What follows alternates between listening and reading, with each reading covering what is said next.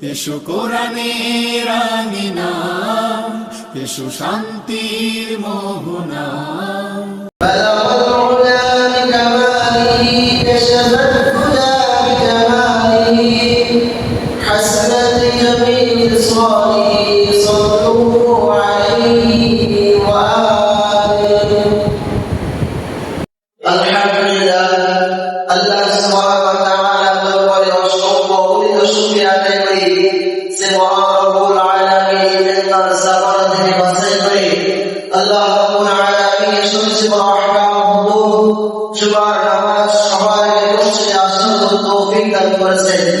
এজন্য আল্লাহ রাব্বুল আলামিনের দরবারে কালিমাতুশ শুকর আদায় করি, বলি আলহামদুলিল্লাহ। মুহতারাম হাজিরিন, আল্লাহ রাব্বুল আলামিন কুরআনুল কারীমের মধ্যে বলেন, ইন্নাল মুসাদ্দিকিনা ওয়াল মুসাদ্দিকাত ওয়া আকাদুল্লাহু কওমান হাসানা ওয়া যুরাইফু লাহুম আজরুন কাবীর। আজকে আলোচনা আয়াতের কারিমার মধ্যে আল্লাহ রাব্বুল আলামিন বলেন যে তোমরা তোমাদের ধন সম্পদ থেকে আল্লাহ রাব্বুল আলামিনের রাস্তায় কিছু সম্পদ আল্লাহর রাস্তায় খরচ করো, যাতে করে তোমরা মুত্তাকিওয়ান হতে পারো। দান সদকার মধ্যে আল্লাহ রাব্বুল আলামিন যে কুরআনুল কারীমের মধ্যে বলেন, ওয়া মা আনফাকতুম মিন শাইইন ফাহুয়া ইউখলিফুহু। তোমাদের প্রভুর দরবারে, তোমাদের মালিকের দরবারে, তোমাদের আল্লাহ রাব্বুল আলামিনের কাছে তোমরা দান সদকা করবে এমন ভাবে যাতে করে আল্লাহ রাব্বুল আলামিন তোমাদেরকে তোমাদের এই দানের বদলে দানের হকুমতে দানের যে প্রতিদান দিবেন আল্লাহ রাব্বুল আলামিন বলেন, আমি 10 গুণ বাড়িয়ে দেব। হযরত আলী রাদিয়াল্লাহু তাআলা আনহু বলেন,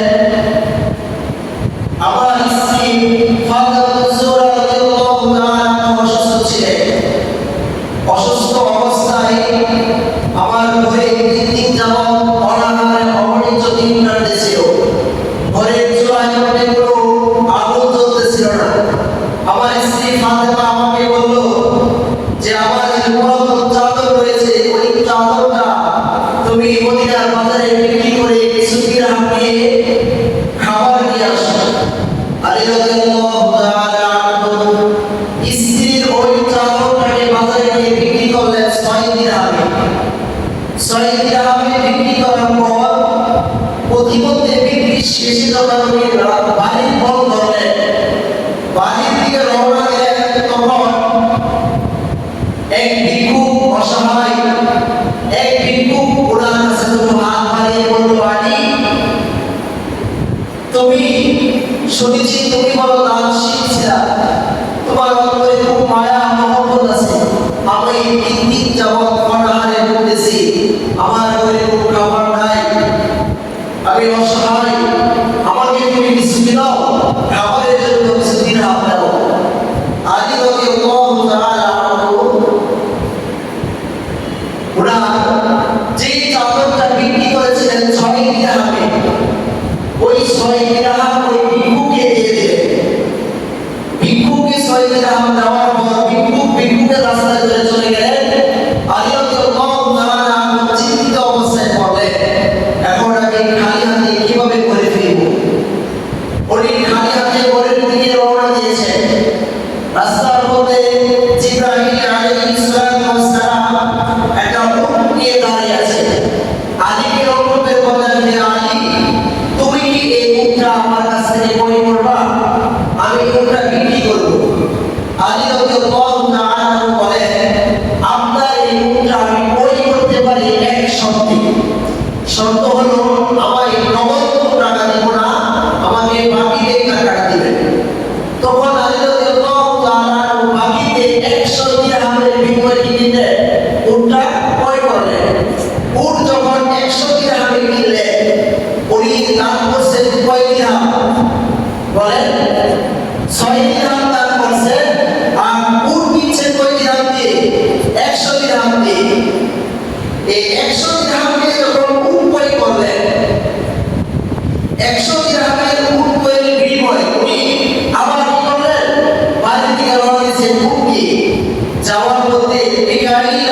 আলাইহিস সালাতু ওয়াস সালাম কি করলেন?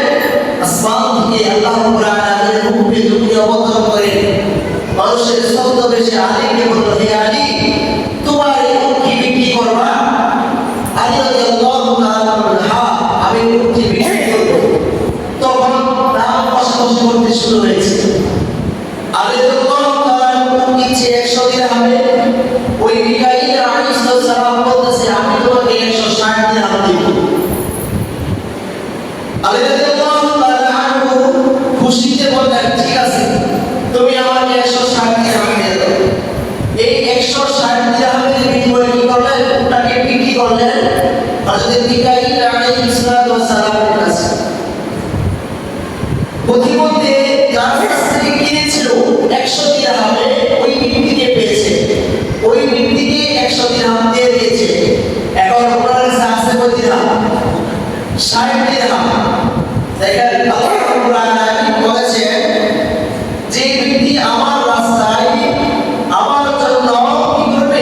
1 দিরহাম, 1 টাকা আমার রাস্তায় কি করবে? খরচ করবে, আমি আল্লাহ তাআলা তাকে 10 টাকা দিব, 10 দিরহাম দান করব, অর্থাৎ 10 টাকা দান করব। একের বিনিময়ে 10 আমি আল্লাহ দিব। এটা আল্লাহ রাব্বুল আলামিনের ওয়াদা ছিল। আল্লাহ তাআলা যে একের বিনিময়ে 10 দিবেন এটা বলেছে। এখন আলী রাদিয়াল্লাহু তাআলা আনহু উট ক্রয় করছেন 100 দিরহাম দিয়ে, বিক্রি করছেন 160 দিরহাম দিয়ে। এই 60 দিরহাম দিয়ে করে ফেললেন। ফাতেমাতুজ জোহরা রাদিয়াল্লাহু তাআলা জিজ্ঞাসা করলেন, আলী, তোমাকে আমি আমার পুরোটা চাদর দিয়েছিলাম বাজারে বিক্রি করতে, তুমি বিক্রি করেছো 60 দিরহামে?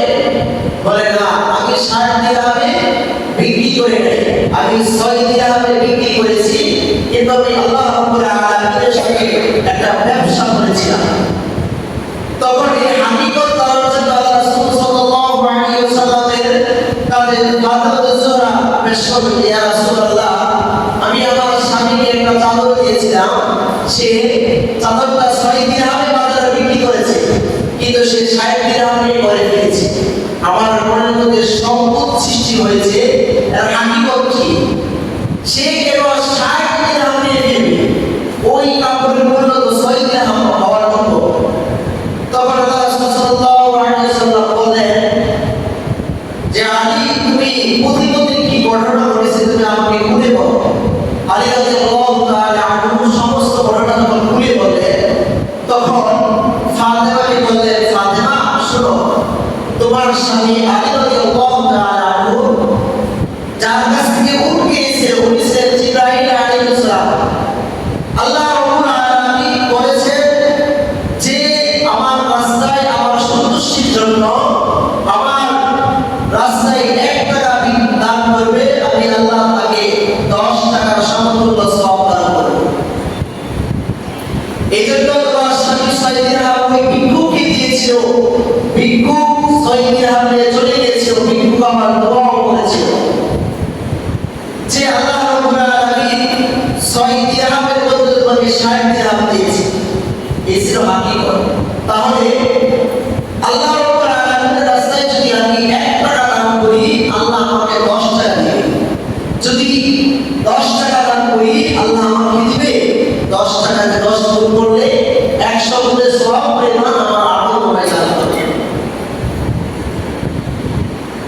রাসূল আকরাম সাল্লাল্লাহু আলাইহি ওয়াসাল্লাম হাদিসে কুদসি বলতে বলেন, as-সালামু তাকাউ ফি কাফির রহমান,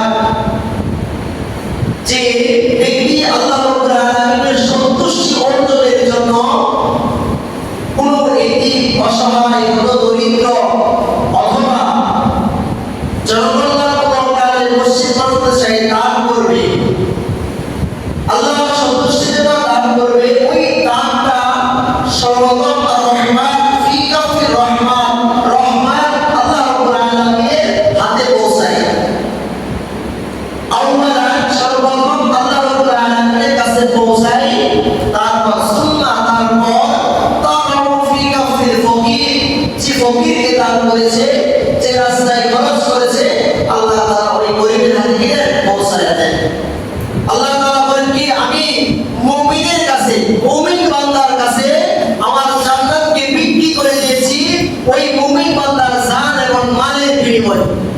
তাহলে ভাই তুমি এই মাল সম্পদের কিসের মায়া করতেছো?